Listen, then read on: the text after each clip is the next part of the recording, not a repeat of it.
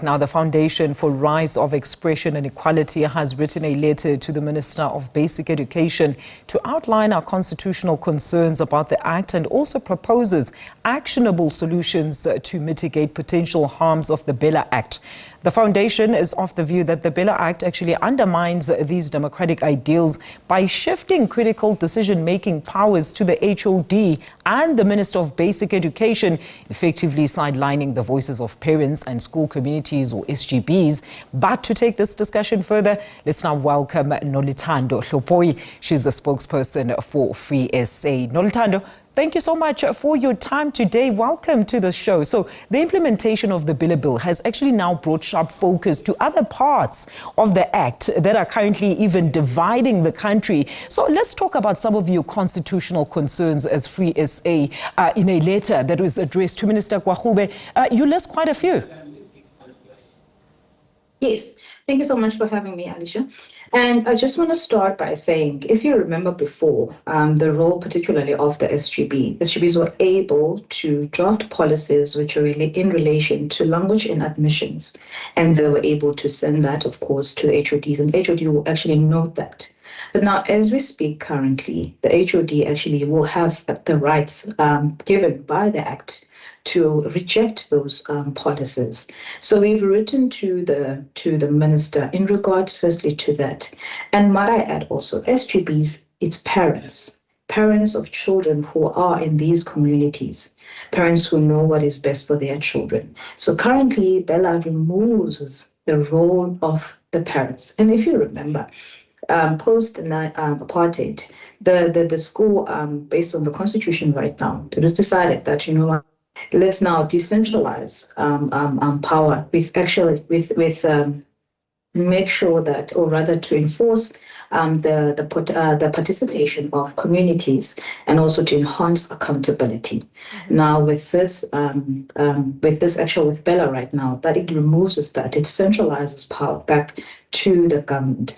So we're asking the minister to please consider that and to also put back for strengthening the autonomy of the SGB. So that is what we actually have written to the minister right now. Mm-hmm. And Noluthando, remember, of course, the minister also had a bit of contention with this very point that you're making. And we know that the president had to omitted to signing the clauses 4 and 5, in which we're largely dealing with these very concerns that you've outlined. And 3 months were also given for public consultation as well as input. Did you then partake in these and take us through ways, perhaps, some of your submissions that you did submit as well as your proposals? We see there you've made quite a number of these, like the need for mitigatory regulations, submissions of draft regulations and so forth. Please talk us through those as well. So as we know, the public, we are a public participation platform, and the public actually have shared their views. And we believe that the president actually overlooked these as they were deciding about the Act. Mm-hmm. So what we are asking, of course, with the mitigation regulations is that the minister to objectify the criteria, clearly objectify the criteria that is now needed. Remember now, the SGB now, they will need to be approved, their policies. As I've explained before, this was not a need. And the approval will be done by the HOD, mm-hmm. which actual fact, it might also cause that the HOD might have biased and they might reject these policies without actually a clear reason why they're doing that. So we are asking the minister to sort of be the one that actually guides the HOD as to when to reject policies. Mm-hmm. And then going forward, Noluthando, what are you hoping in terms of these concerns since now the bill has been fully implemented or signed into law as is? You know what, it's quite sad to watch that as we speak, we have a problem in our communities where parents are not fully involved. Now, if I were to make an example where I come from, which is in Ekabelga and New Brighton, you would find that schools, actually right now, some of the schools that they are not even in existence, first and foremost. Mm. And also the children, their education, the quality of education. It's a norm for our children, in actual fact, not to have the way their parents is not participating in the child's schooling.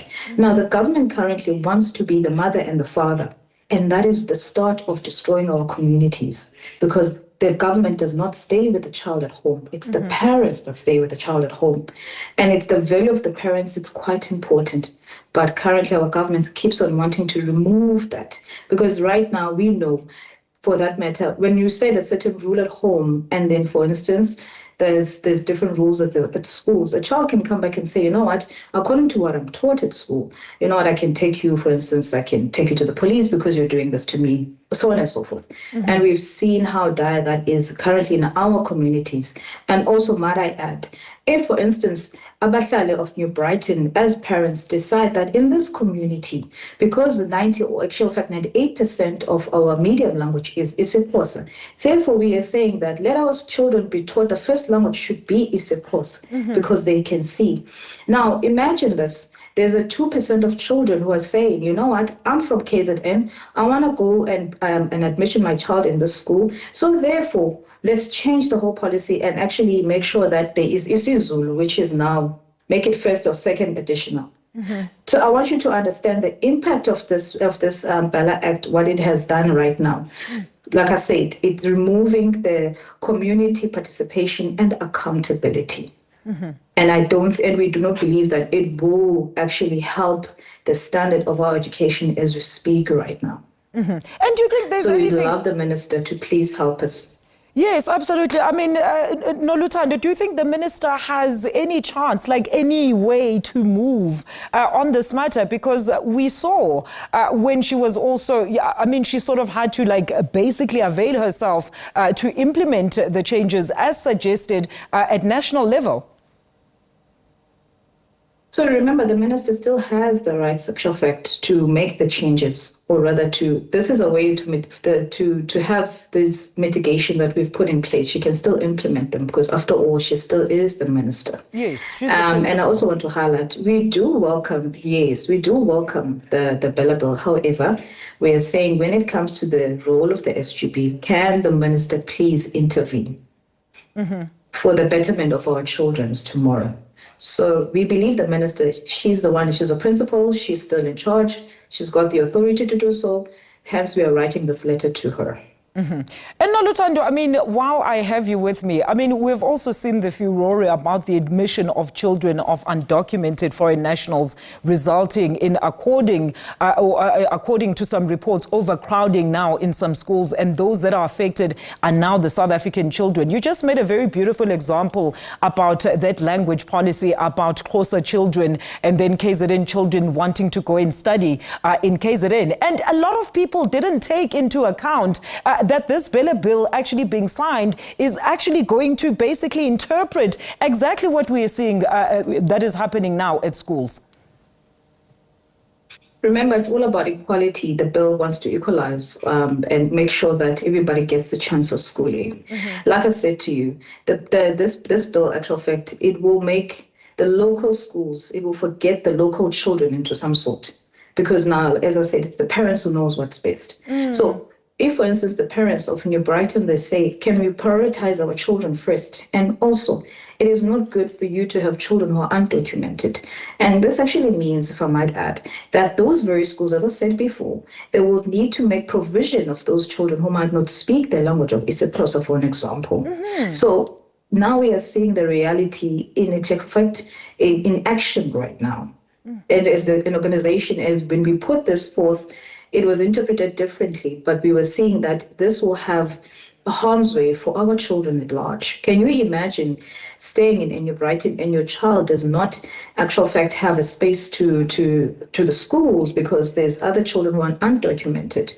So that's actually quite sad right now.